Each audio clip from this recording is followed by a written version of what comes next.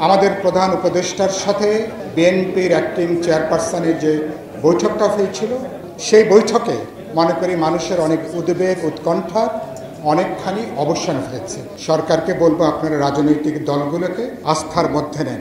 দড়ি বেশি টানাটানি করার চেষ্টা না করা ভালো। দড়ি বেশি টানতে গেলে যেটুকু অর্জন করতে পারি সে অর্জন কিন্তু বিনষ্ট হয়ে যেতে পারে। আগামী 5 আগস্ট আমাদের গণঅভ্যুত্থানের প্রথম বার্ষিকীর আগেই জুলাই সনদ আমরা স্বাক্ষর করতে চাই। অন্তর্বর্তী সরকারের দৃষ্টি আকর্ষণ করব।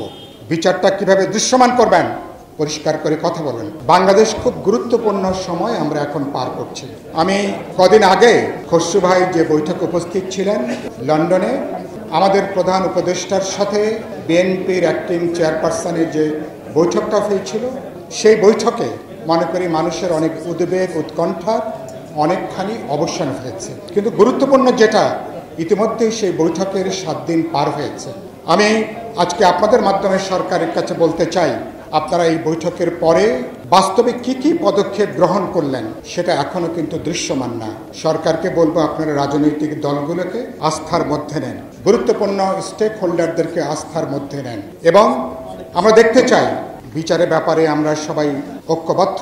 আমরা সংস্কারের ব্যাপারে ইতিমধ্যে কথা বলেছি, ঐক্যমত কমিশন তার সভাটা করছে। আমরা বলেছি দড়ি বেশি টানাটানি করার চেষ্টা না করা ভালো। দড়ি বেশি টানতে গেলে যেটুকু অর্জন করতে পারি সে অর্জন কিন্তু বিনষ্ট হয়ে যেতে পারে।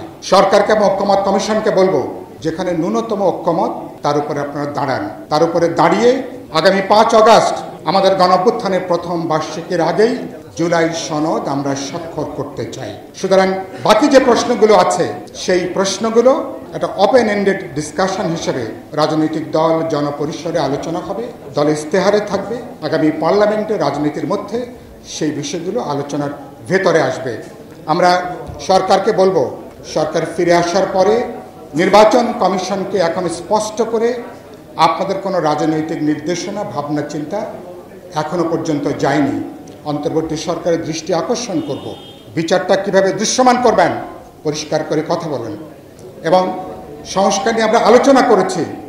আরেকটা কথা আমরা বলেছি, নির্বাচনটা ফেব্রুয়ারি মাসের মধ্যে আপনারা যে নির্বাচনের ব্যাপারে এক ধরনের অঙ্গীকার করেছেন, মানুষ আশাবাদী হয়েছিল। যে সরকার অনন্তকালের জন্য আসেনি, এই সরকার অনিশ্চিত সময়ের জন্য আসেনি। এই সরকারকে যারা নানাভাবে উস্কানি দেওয়ার চেষ্টা করছেন, সরকার সে পথে হাঁটছে না।